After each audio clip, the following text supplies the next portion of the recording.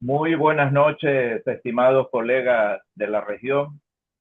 Bienvenidos a este podcast. El día de hoy tenemos la presencia de un prestigioso profesor, el profesor Andrés Alberto Mancini, de Argentina, con el tema ¿Dónde se sostiene hoy la confianza contable? ¿El aseguramiento en transición o ya está en crisis? Andrés Alberto Mancini es un doctor en ciencias económicas con orientación en contabilidad por la Universidad de Buenos Aires de la Facultad de Ciencias Económicas, contador público, docente universitario, especialista en NIF para el sector público sobre sostenibilidad adicionalmente, aseguramiento y ética. También ha sido Global Visiting Faculty del TEC de Monterrey, profesor de posgrado en la maestría de la Universidad de Buenos Aires. Es un investigador y conferencista internacional. Adelante, mi querido Andrés.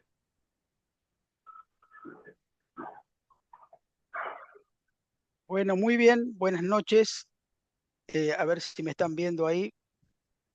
Se ve la pantalla que dice Asus VivoBook, pero no la presentación. Ahí sí, ¿no? Ahora sí. Muy bien. Bueno, como dijo recién el colega Eliezer, mi presentación es de dónde se sostiene hoy la confianza contable, el aseguramiento en transiciones o ya en crisis. Eh, Esta no va a ser una charla de normas, o sea, no vamos a hablar de normas, es una charla sobre la actualidad y el futuro de la profesión. Eh, lo puse como una pregunta porque entiendo que es la pregunta que todavía la profesión no terminó de responder, por lo menos en los últimos años, y una profesión que durante bastantes décadas confió en dos certezas: las normas, o lo podemos decir los estándares o la regulación, y el partnership. Más adelante vamos a hablar de qué es esto, y que hoy veo que esas certezas están un poco en crisis o en crisis simultánea. Vamos a recorrer un poco este diagnóstico y poner un poco en diálogo. eh, Vamos a ver casos específicos de empresas durante los últimos 25 años, opinión de colegas, entre las cuales está la opinión también de Samuel, que aporta mucha temática a esta investigación o a lo que vamos a ver en estos bloques, y también la voz de reguladores internacionales que vienen señalando algo de esto. Vamos a ver 7 bloques, aquí están, con 2 o 3 slides cada uno para hacerlo un poco más ameno. Estos bloques no son compartimentos uniformes, están encadenados. Cada uno se construye sobre el anterior y justo tienen un argumento único. Eh, Parte de la parte narrativa en cada uno de los bloques vamos a tener un anclaje, podemos decir, real o empírico, de casos reales de los últimos años, algunos muy conocidos, eh, de años anteriores, y otros más recientes que todos conocemos, y algunas voces, como dije, que sostienen el argumento: reguladores, académicos y profesionales de referencia global. Vamos a comenzar primero entonces va a ser ética, cultura, regulación, exclusividad, calidad de la información, y al final vamos a hablar algo de esto del partnership. Vamos a comenzar con el primer bloque, que es el de ética, y acá traigo una publicación muy reciente de la chair del Organismo Internacional de Ética, del IESBA, que es una portuguesa, Gabriela Figueiredo Díaz. Ella dice, ahí les dejo el nombre del artículo, fue publicado por IESBA y también por alguna revista internacional. Dice que los grandes colapsos éticos no empiezan con un fraude premeditado, así dice Figueiredo Díaz. Eh, Quizás ella dice empiezan mucho antes, con una pequeña concesión, con una zona gris que nadie señala, y ahí apunta un poco a la cultura, es decir, que la cultura de la organización deja pasar lo que no debería pasar. Bueno, y acá la pregunta que se hace al final de su artículo es quién falló. Si la pregunta eh, es qué tipo de sistema que tienen las organizaciones o firmas de contabilidad hizo posible. Ese artículo habla de que, acuérdense, la pregunta que planteé al inicio no es sobre normas, es más que sobre el sistema de aseguramiento, sobre la arquitectura institucional del aseguramiento. Y Figueiredo Díaz en este artículo lo dice con bastante claridad esto. Tener estándares de calidad no es, de alta calidad es necesario, pero esto no alcanza. El juicio profesional, digamos, ella dice, no se aplica en el vacío de una norma, se aplica en todo el ecosistema que soporta la firma de contabilidad, con su cultura, su organización, sus presiones, sus incentivos. Y como dice ahí el slide, el problema manifestado es que un profesional íntegro puede tomar decisiones cuestionables si el entorno organizacional de la organización se lo permite. No porque el profesional mismo sea deshonesto, sino porque el sistema deja de sostenerlo. Y acá nombra algo que llama la erosión del propósito, que es cuando el momento el contador deja de sentirse guardián de lo que es justo para la confianza pública y empieza a verse solamente como un vendedor de servicios profesionales. Eh, Al final de su artículo dice, bueno, cuando esto pasa un poco la batalla cultural, ya está perdida. Entonces, la ética no falla por falta de normas o de estándares, sino falla cuando el sistema deja de sostener al profesional. Como dije antes, en cada bloque vamos a ver rápidamente algunos casos empíricos muy conocidos. El de Arthur Andersen lo pasamos 2001, el de Enron. Bueno, aquí como acotación trabajé 12 años en Arthur Andersen, conocí esa cultura ahí de adentro, en otro contexto que no es el de los últimos años, que fue como erosionando esta cultura ética dentro de la firma. También tenemos el caso de PwC Australia, que fue en el año 2022, una firma de servicios profesionales, la filial local de las cuatro grandes, de las Big Four, donde un socio filtró información confidencial del gobierno para beneficio comercial de la firma. Y ahí el regulador de Australia fue explícito, no fue un acto individual, no fue un entorno fue un entorno de la organización que toleró lo intolerable. Y bueno, esto ocurre en las grandes firmas y las más reputadas, ¿no? Un caso no muy reciente, el de Wirecard, es una empresa alemana de pagos digitales, llegó a valer más que el Deutsche Bank y la auditaba Ernst Young, la auditó durante años sin detectar 1.900 millones de euros que directamente no existían. Y acá directamente relacionado con la ética vemos que el tono ético de la dirección era corrupto y que la firma de auditores no hizo las preguntas que debía hacer. Es decir, un poco la independencia se dio ante la presión comercial. En todos hay un patrón común, perdón, que no fue técnico, sino que fue sistémico. Esto en cuanto al primer bloque, que es ética. Pasamos a cultura. Como dijimos antes, el bloque 1 nos dejó algo con precisión, que es lo que decía, basado en el artículo de Figueiredo Díaz, que el colapso no es técnico a nivel de aseguramiento, sino que es sistémico. Y entonces, bueno, la pregunta es, ¿qué hacemos con esto? Apareció recientemente en un proyecto que duró 2 años y en el 2024 fue publicado, que fue la respuesta institucional del IESBA ante esto, que fue el proyecto, seguramente lo han visto, el proyecto de cultura y gobernanza de la firma de contabilidad. Y la propuesta acá del IESBA es bastante directo, que la cultura organizacional no se declara, debe ser diseñada, medida y liderada. Y bueno, este es un proyecto del año, sí, como dije, del año 2024. En definitiva, debe ser parte de la arquitectura institucional. Este proyecto tiene 8 pilares que habla el IESBA en este proyecto de cultura y gobernanza para diseñar una cultura organizacional. Ahí están los 8 pilares. No llegaron a estos 8 pilares de manera teórica, sino a través de un proceso de investigación global. Hubo fuertes diálogos con reguladores, firmas y profesionales de todas las regiones. No vamos a ver los 8 por cuestiones de tiempo, solo mencionar 4 de estos que sí impactan directamente o tienen consecuencias directas para el aseguramiento. El uno es el liderazgo ético desde la cima, o sea, desde el partner o socio de la firma de contabilidad. Y el IESBA en este documento dice que el liderazgo habla de liderazgo como catalizador cultural, es decir, que el ejemplo arrastra. Y dice que, bueno, un poco manifiesta que son las decisiones de los socios en los momentos de crisis los que definen qué comportamiento se premia, mucho más que cualquier otra cosa, que estándares, cualquier manual de bienvenida a la fiesta. El 5 quizás es otro que también tiene consecuencias en el aseguramiento y podemos decir que es el más incómodo. Incentivos que reflejan valores. Los sistemas de compensación envían señales más claras que cualquier discurso. Acá lo que pide el IESBA en estos pilares es alinear el comportamiento profesional con el interés público. El 3 y 6, que van un poco de la mano, habla de espacios seguros para el cuestionamiento interno. Una firma que castiga, por ejemplo, la disidencia interna, dice el documento, es como que ya perdió la primera línea de defensa contra la falta de ética, el fraude, el error sistemático y la falta de ética sistemática en la organización. Bueno, los otros están aquí nominados, pero no hacen a la cuestión de la confianza pública en el aseguramiento, lo pueden ver.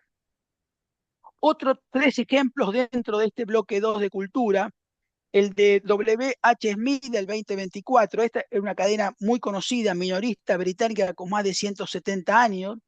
Eh, Está en todas las librerías, papelería, aeropuertos y estaciones de tren. Un error contable en las rebate o notas de crédito a proveedores que nadie detectó durante años. Esto no fue un fraude, fue una falta de supervisión interna. La norma existía, había un estándar, pero el entorno que debía aplicarla no funcionó. Después tenemos también algo un poco más antiguo, Carrillón. Fíjense que son todos casos de los últimos 20, 25 años. Carrillón, que lo auditó KPMG. Esta es una firma de una de las construcciones, una de las grupos de construcción más grandes del Reino Unido, con hospitales, escuelas, contratos públicos, casi todos contratos públicos.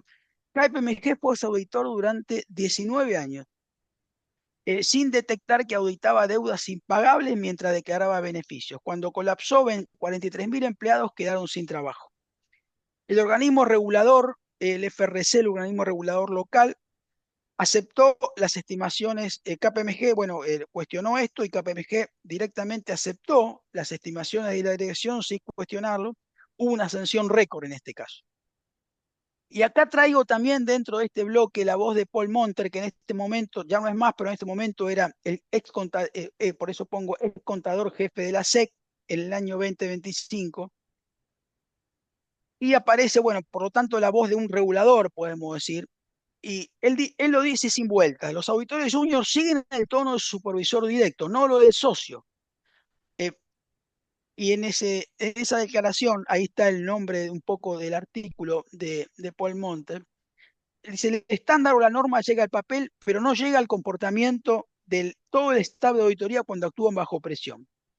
Por eso, como decía, el proyecto este de cultura y gobernanza, el rol del socio, liderazgo ético del socio, no es un detalle cultural, es el primer pilar y por eso el IESBA lo pone como el primer pilar o arquitectura institucional que funciona. Vamos al tercer bloque, que es el de regulación. Bueno, acá aparece un poco, Samuel escribió bastante sobre esto. Acá en mis últimos blogs he tomado un poco la voz de Samuel y de otros colegas que también han escrito sobre esto. Hasta ahora, como vimos, construimos el argumento de que la ética es un problema de cultura en el primer bloque y que la cultura debe ser parte de la arquitectura institucional de la firma. Eh, pero hay una pregunta un poco que ninguno de los estándares actuales responden, de por qué existe el mercado de servicios profesionales. Eh, y la respuesta es porque la norma directamente está garantizando el mercado, pero lo que no garantiza, lo que vamos a ver en el bloque siguiente, es la calidad. Bueno, esto es lo que Samuel, si lo han leído, llama el subsidio normativo, ¿no? No es un subsidio financiero, sino que es un subsidio estructural, eh, porque entiende un poco que la regulación, y un poco también sostengo esto, la regulación lo que está haciendo es disciplina la conducta y define la existencia misma de la demanda. Hoy en casi todos los países las auditorías son obligatorias, las certificaciones son obligatorias, los informes técnicos son obligatorios, y queda abierta la pregunta, si quitamos la obligatoriedad regulatoria, ¿qué queda de nuestra profesión? ¿No es un poco por eso el mote de subsidio normativo? El subsidio normativo opera en 3 ejes. eh, Podemos decir, lo podemos llamar como puente institucional. La FACTE, que existe en Argentina, el ICAE o el AIPA, ya hablando de Estados Unidos o de Europa, interpretan y adaptan estándares. Esto entendemos todos los contadores que es una función legítima y necesaria. El riesgo subyacente aparece cuando esa función se convierte en el único argumento de relevancia institucional.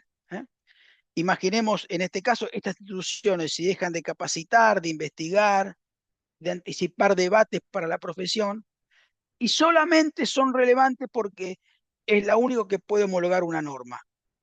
Acá vemos cómo está el subsidio normativo operando realmente como un puente institucional. El segundo es la delegación del control. En muchos países, como existe en el mío, en Argentina, el Estado delega en los consejos la matriculación. El Estado no puede fiscalizar la práctica profesional en detalle y delega esta función en los consejos profesionales. Esto también tiene sentido institucional y eficiencia regulatoria. Pero otra vez hay un riesgo subyacente, que es cuando la institución sobrevive solo de esa delegación, sin ir renovando su propuesta de valor, y entonces estamos otra vez en la zona de subsidio normativo. Y la última es lo que llamamos demanda cautivo, que es lo más directo que se relaciona con el subsidio. La ley impone la obligación, la institución controla el acceso, y mientras todo esto funciona, el mercado existe independientemente de si el servicio profesional genera o no genera valor. Pero siempre hay un riesgo detrás de esto también, como en los dos casos anteriores. Una institución que no innova, no investiga, no lidera debates y solo mantiene su matrícula porque hay una ley que lo exige. Entonces, la pregunta que está en la cabeza del slide, que quizás incomoda a la profesión, es: ¿estamos firmando porque la norma lo pide o porque genuinamente generamos valor para los clientes? Acá creo que también hay algunos ejemplos. Un caso bastante reciente en Canadá del 2026, donde el regulador canadiense, el CPAB, por primera vez publicó reportes de inspección individuales por firma. KPMG tuvo 6 hallazgos en 5 de 24 auditorías. Las firmas dijeron que tomaban en serio este proceso, pero los datos del regulador no tenían los datos necesarios para que los comités de auditoría de la firma, los inversores, pudieran actuar sobre ello. John Hughes, que es un analista independiente y auditor del blog de información financiera más antiguo en actividad, eh, lo, eh, lo indicó en su blog Sin Rodeos, que aquí con esto lo único que estarían haciendo es disparando en la oscuridad.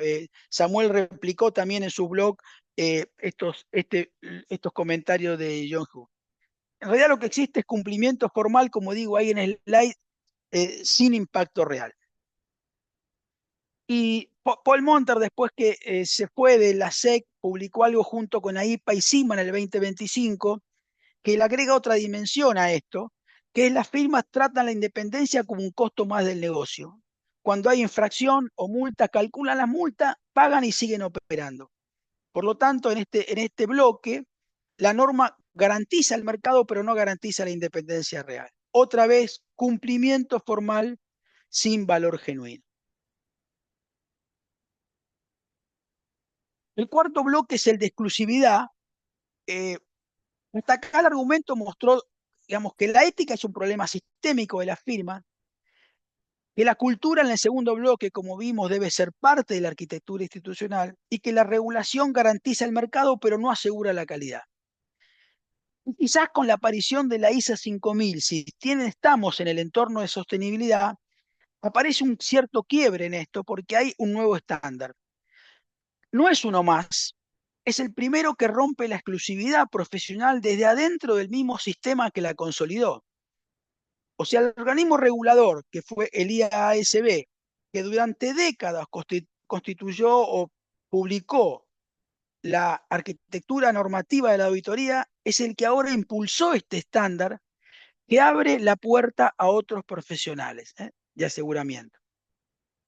Yo en mi blog lo grafiqué un poco así, como un puente, en el cual de un lado teníamos la jurisdicción del profesional mismo, el trust, la confianza en el sujeto, y del otro, la equivalencia institucional, porque vamos a ver ahora que la ISA 5000 se basa en equivalencias institucionales para dar la apertura a otros profesionales que podemos nombrar como el confidence, la confianza en el sistema. O sea, la ISA 5000 entiendo que es el puente o el comienzo de este camino de transición. Y habla de 4 bloques, o el desplazamiento del trust al confident es el movimiento con 4 bases de legitimidad profesional. Por lo tanto, la norma es como que desplaza este eje. La primera es la ética, la primera equivalencia es la ética e independencia. No importa el título de profesional, importa que su marco ético sea equivalente a nuestro código, al código del IESBA de los profesionales de ciencias económicas. El segundo es la gestión de calidad. Acá, básicamente, estructuras equivalentes a la ISQM1. No basta la voluntad individual. Perdón.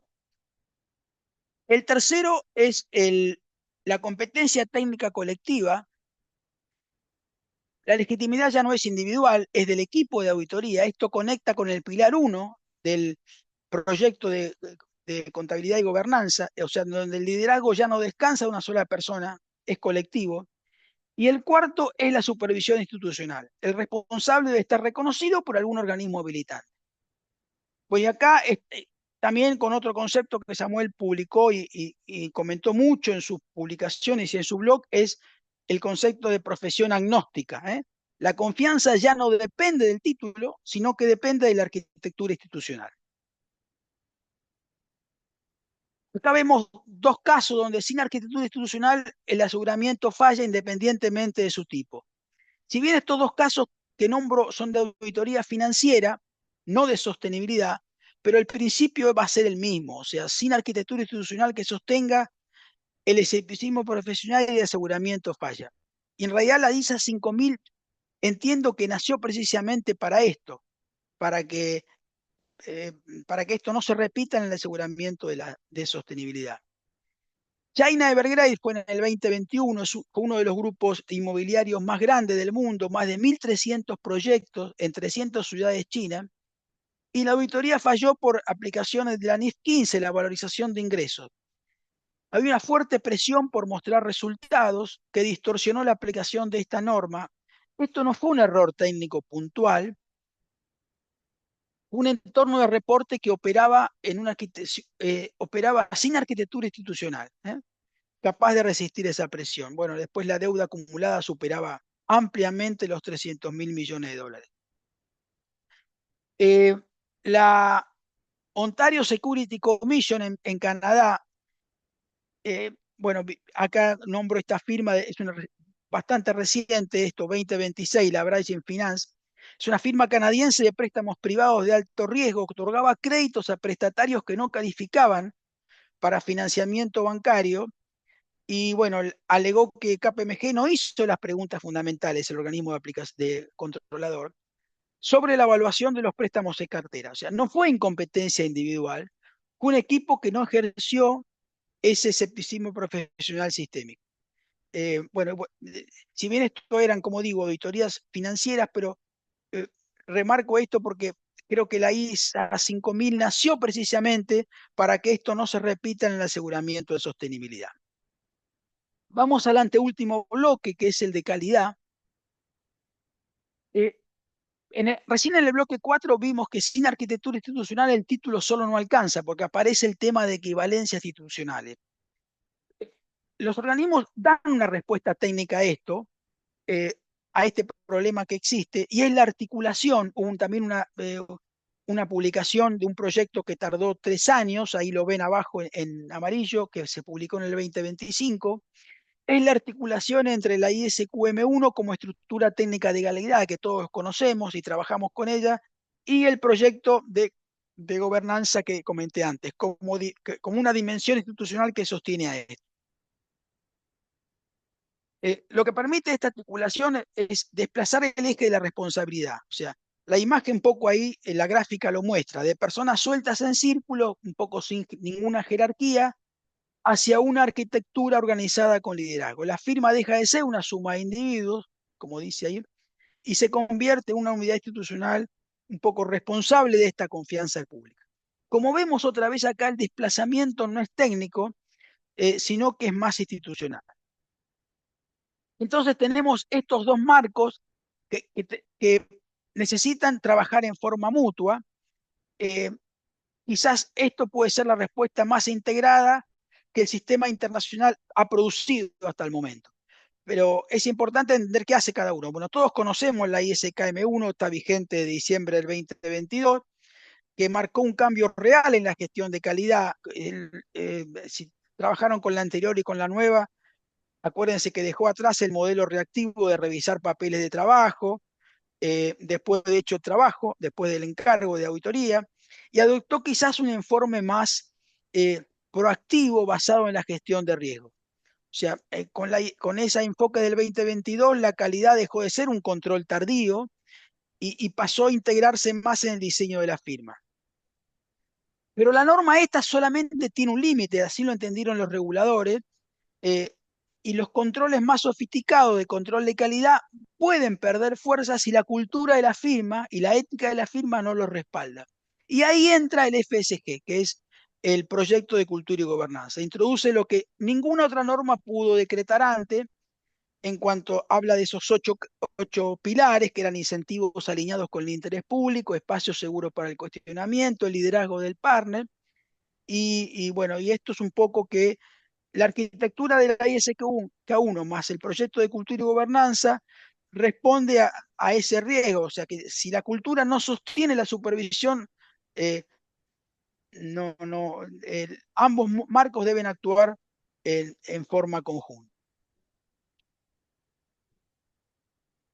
Bueno, y acá otra vez dos casos, ya vamos terminando, vamos a pasar ahora al último bloque. Tenemos un caso muy reciente, uno del 2024 y del 2025, cuando la norma existe, pero la arquitectura institucional no sostiene la calidad. Son dos casos específicamente de aspecto de calidad. El de Macy's de KPMG en el 2024, Macy's todos la deben conocer, es una de las mayores cadenas minoristas de Estados Unidos. Un empleado falsificó 154 millones de dólares en gastos de envío a proveedores durante 3 años sin un beneficio personal aparente. KPMG era el auditor y no lo detectó. La investigación interna, después de varios periodos, concluyó que esto no fue un error técnico, fue una falla de supervisión interna. KPMG tenía sus procedimientos específicos de calidad, pero la arquitectura institucional que debía sostener el escepticismo profesional no. KPMG apareció también dentro de lo que es el tema de calidad en el 2025 con su proyecto Clara, muchos lo deben conocer, Samuel también lo comentó bastante en sus últimas publicaciones. Anunció el despliegue de agentes de IA en su plataforma Clara para estandarizar flujo de trabajo y para atacar sus problemas de calidad. Como todos sabemos, las firmas están cediendo, hay mucha publicación sobre esto frente al negocio de la IA. Samuel lo comentó en el podcast de hace 15 días. La pregunta que la ISK1 y el proyecto de cultura y gobernanza obligan a hacer es si un algoritmo puede sostener el escepticismo profesional cuando en realidad la cultura o la ética de la firma no lo hace. Bueno, personalmente creo que todos estamos de acuerdo, creo que no, ¿no? Bueno, pasamos al último bloque antes de ver si entre todos podemos responder a la pregunta de inicio, que es el partnership. Todo lo que vimos hasta acá, la ética como cultura, los 7 pilares, los 8 pilares del proyecto de cultura y gobernanza, la ISKM1, la ISA 5000 con el tema de exclusividad, descansa sobre un modelo de negocio que da por sentado un tema, que es el partnership. O sea, ¿qué digo con esto? La firma organizada alrededor del socio como aval personal de la calidad. Bueno, y entendemos que ese modelo hoy, por todos los ejemplos que vimos, está agotado, estuvo agotado o se fue agotando durante los últimos 20, 25 años. Bueno, antes de continuar, una distinción que importa, me parece. No estamos hablando de los socios como personas. Los socios tienen su propia capacidad, su integridad y su compromiso. Estamos hablando del partnership como estructura institucional. Hoy ya, como dije, al estar un modelo agotado, es una estructura que ya no puede sostener por sí misma la calidad del aseguramiento. Como grafiqué en esta imagen y en mi blog, cuando publiqué este artículo del partnership, la pirámide jerárquica es como que se está desintegrando y en su lugar emerge una red. Que Samuel también lo nombró de alguna forma en sus publicaciones. Él dijo, estamos pasando de partner a platformer, de socios a plataforma. Y hay tres señales de agotamiento estructural de por qué el partner se está agotando. O sea, es la evidencia de un cambio de modelo que tiene tres señales claras.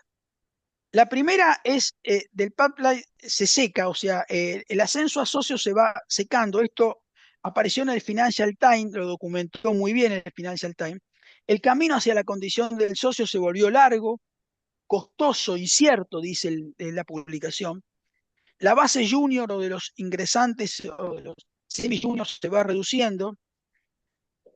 Y acá hay una consecuencia mucho más allá de los propios recursos humanos, o sea, todos aquellos mecanismos de transmisión de los que trabajamos en grandes Big Four durante los años 80, en formación técnica, profesional, como continuación de la universidad, se debilitan. La pirámide en su momento no era solo un modelo de negocio, era el vehículo principal de formación técnica y cultural de toda nuestra profesión. Una cosa que hoy está apareciendo bastante también en todas las publicaciones es la entrada de capital privado a la firma. Sabemos que cuando el capital privado entra, externo entra, los incentivos cambian. El socio deja de ser referente de calidad para convertirse más que nada en un gestor de resultados. Y como dije antes, la tercera señal es la plataforma reemplaza a la firma. Esta señal es la más estructural. El servicio ya no descansa en la estructura interna, sino en infraestructuras más amplias, tecnológicas, metodológicas en red, y donde entiendo que la firma comunidad generadora de confianza acá pierde su cierta centralidad. Bueno, y con ella también el modelo que sostenía la responsabilidad profesional. Eh, Tres ejemplos para terminar dentro de este bloque 6. Un ejemplo del 2020 que estaba auditado por Esadian, un grupo de salud, del mayor operador privado de salud de los Emiratos Árabes, de hospitales y clínicas en más de 19 países. Ernst Young auditó durante años sin detectar un fraude de 2.700 millones de dólares. El organismo recaudador concluyó que Ernst Young no cuestionó las estimaciones de la dirección ni verificó información de terceros de manera independiente. Acuérdense que fue el mismo patrón que comentamos antes en Waycar. Escepticismo profesional ausente por todos lados, presión comercial, hubo una sanción récord en el Reino Unido por esto. Grant Thornton, otra empresa en el 2024, Patty Valerie, es una popular cadena de cafeterías británica con más de 200 locales. La dirección falsificó las cuentas durante años ocultando deudas millonarias. El auditor Grant Thornton auditó sin detectar esto. Bueno, y el regulador FRC fue contundente. No fue un auditor que se equivocó, fue una firma que no tenía la arquitectura institucional para sostener el escepticismo a nivel de firma. Sanción récord para una firma mediana del Reino Unido. Las dos confirman exactamente la tesis de este bloque 6, que el modelo del partnership como estructura está totalmente agotado. Y bueno, y ahí vuelve la pregunta del inicio, ¿dónde hoy reside la infraestructura que garantiza el aseguramiento? Si el partnership deja de ser el soporte institucional de la calidad, la cuestión pasa a ser sistémica. Bueno, para terminar, ahí está la pregunta, volvemos a la pregunta con la que abrimos. ¿Dónde se sostiene hoy la confianza contable? Recorrimos muy rápidamente estos 7 bloques para tratar de entre todos poder, ahora lo voy a escuchar a ver si están de acuerdo para construir la respuesta, y con algunas evidencias empíricas de los últimos 25 años bastante evidentes y que siguen apareciendo casi toda la semana.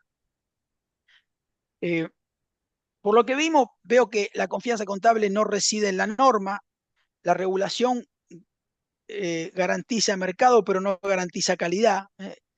El subsidio normativo, los estándares sostuvieron durante décadas la demanda muy cautiva, pero el sistema seguía igual.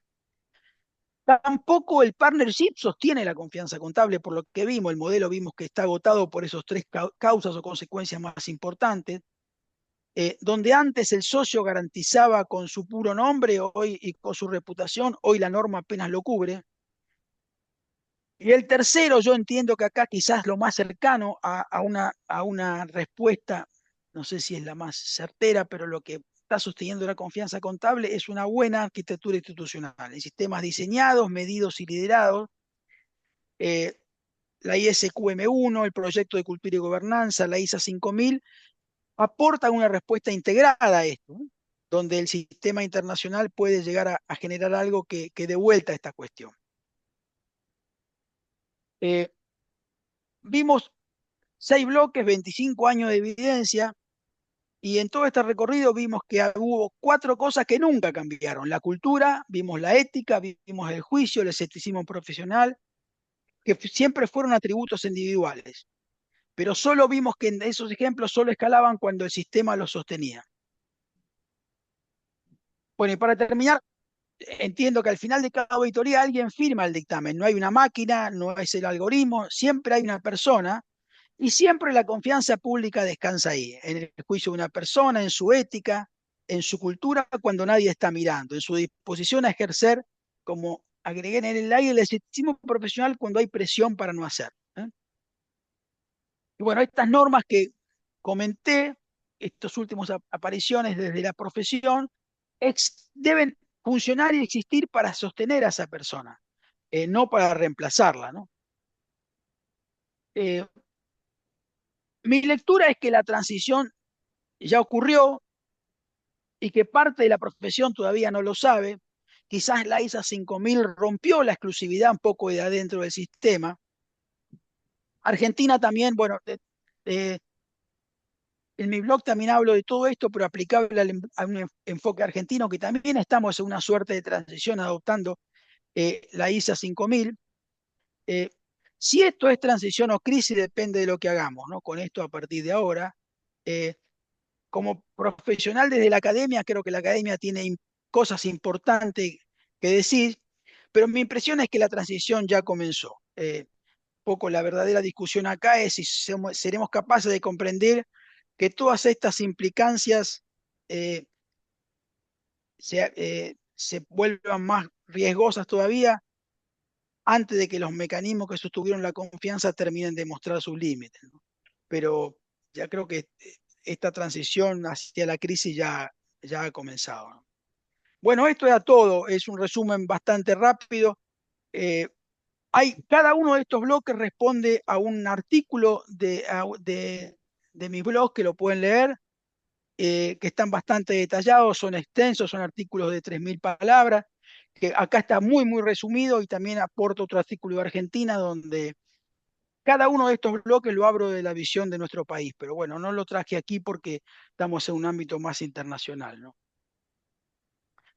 Esto es todo, Eliezer, no tengo mucho más, y espero que le haya por lo menos atraído la presentación, y los estoy todo escucha para ver qué piensan de esto.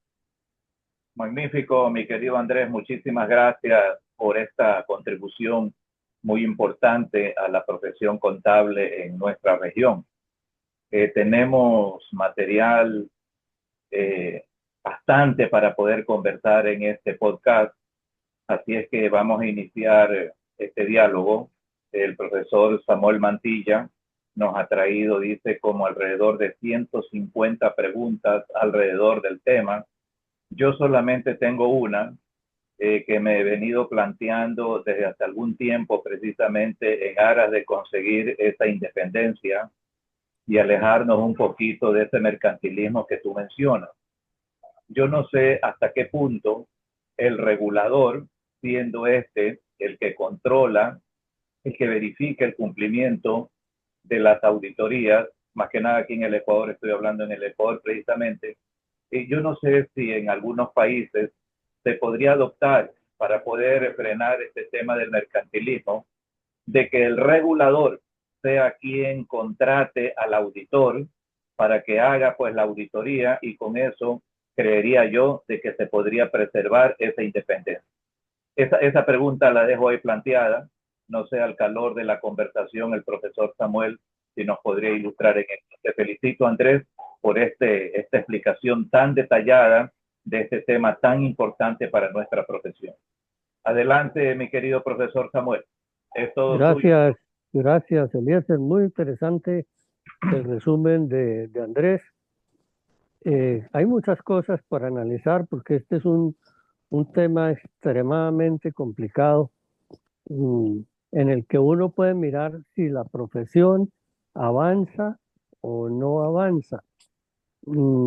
A mí me parece que la pregunta es interesante porque la profesión no ha sido capaz de liberarse de la temática de la confianza y todavía siguen hablando en términos de confianza, que fue la expresión antigua cuando surgió la auditoría basada en una opinión oral en que como se tenía confianza entre el profesional y el cliente, pues el cliente aceptaba lo que el profesional le decía.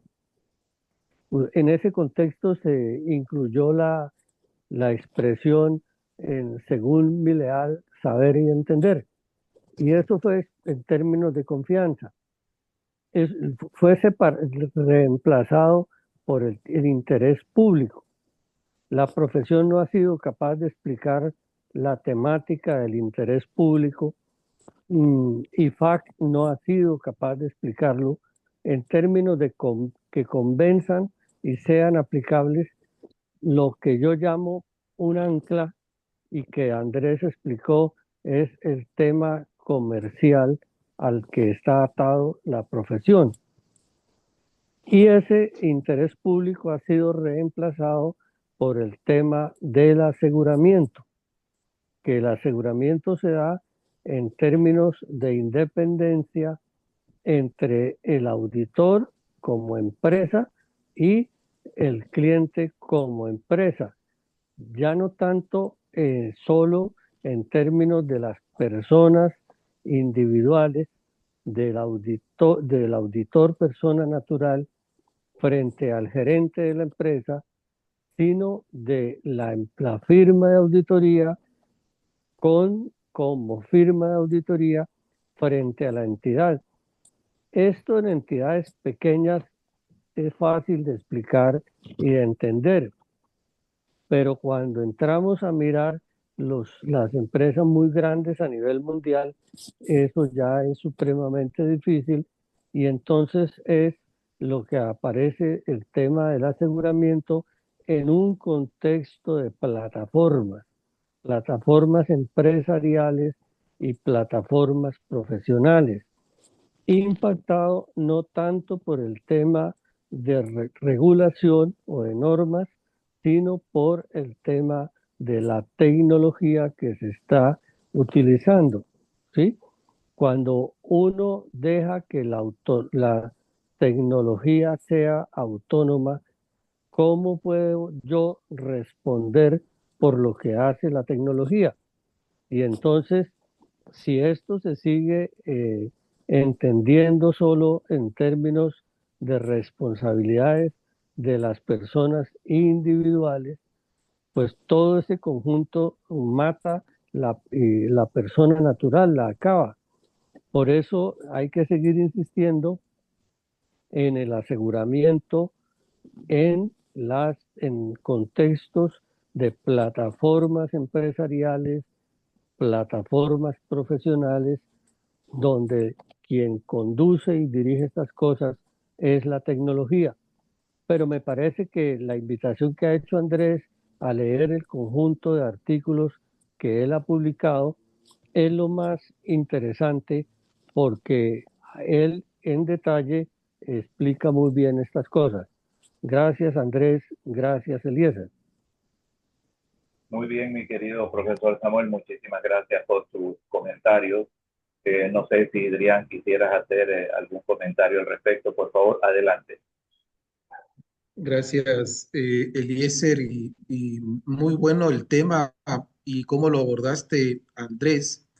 Eh, la ejemplificación que pusiste, no de casos ya viejos, alejados de la época como era Enron, Workon, sino trajiste casos del 26, de hace poquitos días, hace poquitas semanas.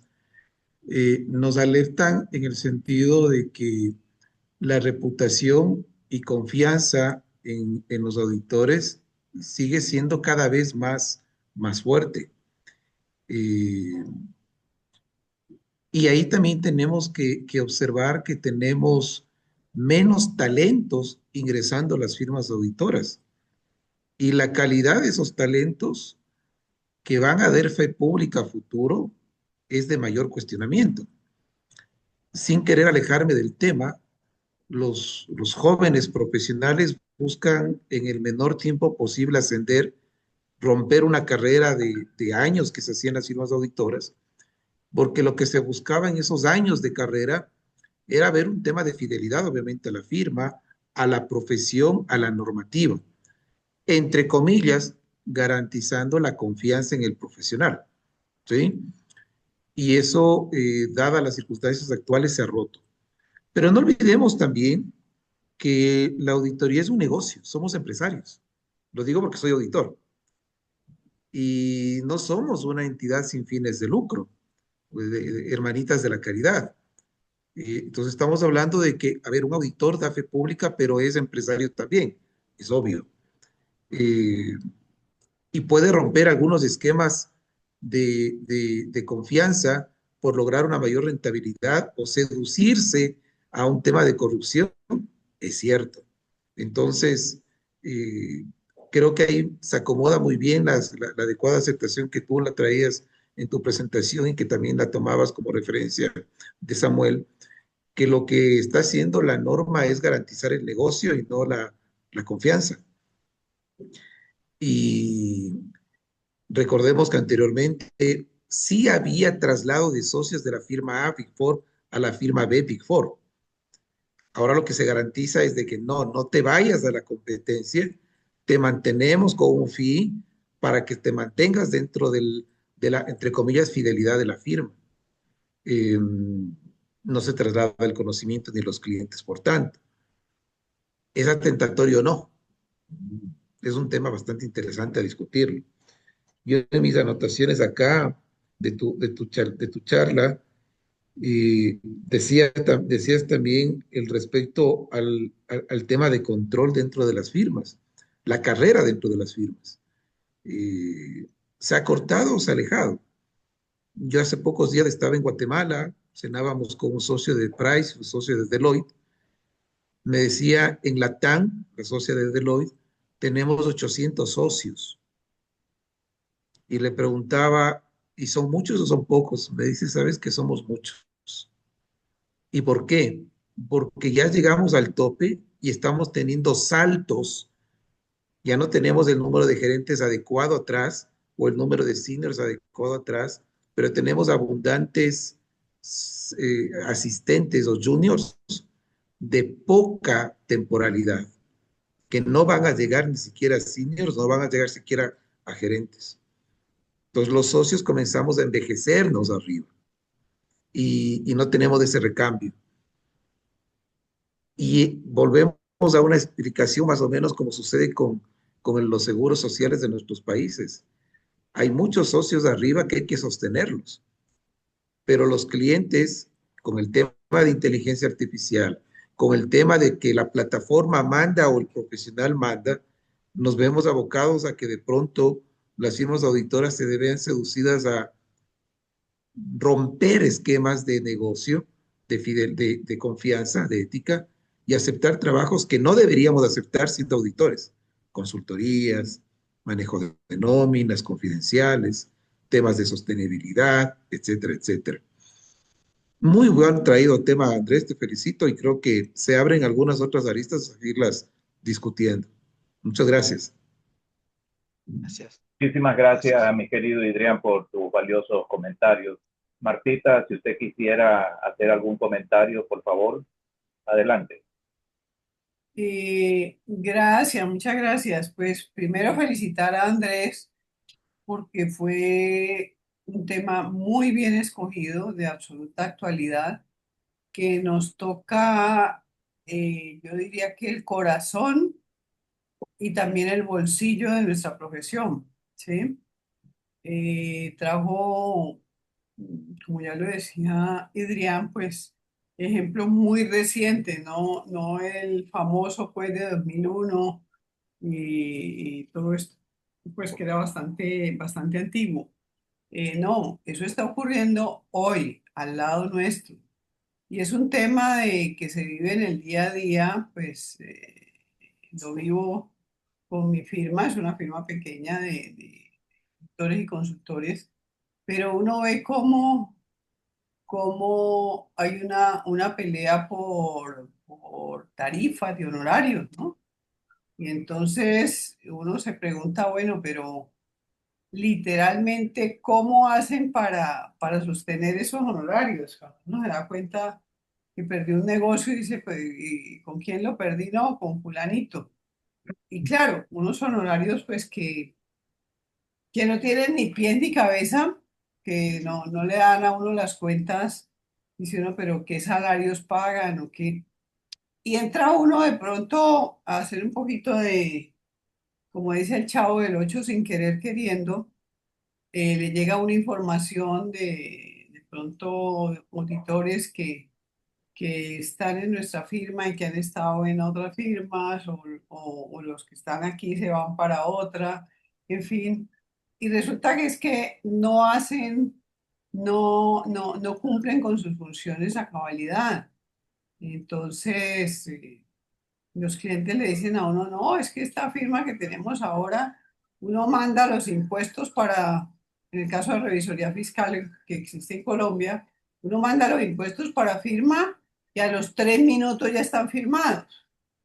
O sea, no hay un contador pues que yo conozca que en 3 minutos sea capaz de recibir el correo, de abrir los archivos, de revisar, de confirmar algunos datos por lo menos, sí, básicos. Entonces, decir que se revisó en 3 minutos, pues es absurdo. Igual sucede con las visitas de auditoría, algunas como muy etéreas, muy en el aire. Otra cosa que hemos encontrado es que no presentan informes. Y eso a mí me parece pues como elemental, ¿no? ¿Sí? Si uno hace una visita de auditoría y se enfoca en un tema de planeación, de controles, una auditoría financiera, obvio que hay que emitir informes, pero no lo hacen porque emitir un informe pues tiene su complejidad y ocupa un tiempo importante, eso requiere de unas horas. Entonces, hacen una cantidad de cosas y me parece que están exponiendo a la profesión a una cantidad de errores, de mala imagen. Se transan con algunas empresas, nos pasó hace unos 2 años con una firma, una empresa manufacturera que pues había corregido el rumbo, venía siendo bien manejada, pero de pronto cometieron una cantidad de errores, ya finalmente pues asumió la gerencia el hijo, ¿sí? El heredero, y cometió todo tipo de errores y entonces la empresa dio pérdida.